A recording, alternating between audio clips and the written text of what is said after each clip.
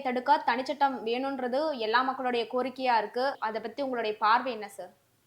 ஆக்சுவலாக தமிழ்நாட்டில் தொடர்ந்து இந்த கொலைகள் நடந்துகிட்டு தான் இருக்குது.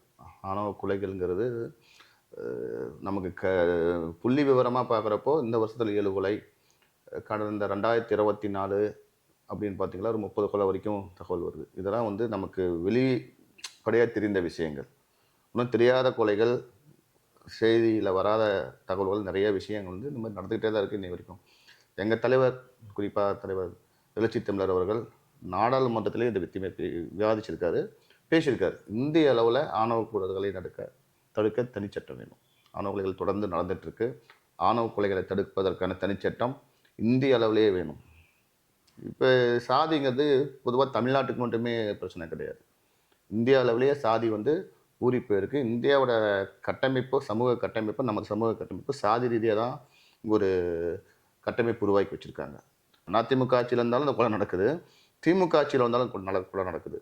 அப்போ இதுக்கான தனிச்சட்டம் இயற்றப்படுமா அப்படின்னு ஒரு கொஸ்டின் ஆகிறப்ப கண்டிப்பாக தனிச்சட்டம் இயற்ற வேண்டும் சொல்லி தான் நாங்கள் உட்பட, இடதுசாரிகள் உட்பட, குறிப்பாக விடுதலை சிறுத்தை கட்சியை இன்றைக்கி கூட போராட்டம் செஞ்சுருக்காங்க. தொடர்ந்து தமிழ்நாடு ஃபுல்லாக போராட்டம் செஞ்சுட்டு இருக்காங்க. எங்கள் தலைவர் வந்து கண்டனத்தை தெரிவிச்சிருக்காரு.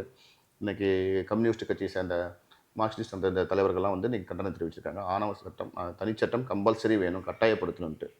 ஏன் அரசு செய்யாமல் இருக்குன்னா, கண்டிப்பாக அதில் இருக்கிற ஒரு மிக முக்கியமான விஷயம் என்னென்னா, அந்த சட்டம் இயற்றினால் நிச்சயம் தேர்தலில் பாதிப்பு ஏற்படுங்கிற அதுதான் உண்மையான விஷயமும் கூட. இந்த கம்யூனிட்டி இன்னைக்கு நேற்று நடந்த கவின் வந்து தேவேந்திர குல வேளாளர்னு சொல்கிறாங்க. அந்த பொண்ணு மறவர் குலம், மறவர்னா தேவர் சமூகத்தை சேர்ந்தவர்கள் அப்படி ஒரு கணக்கில் வரும்.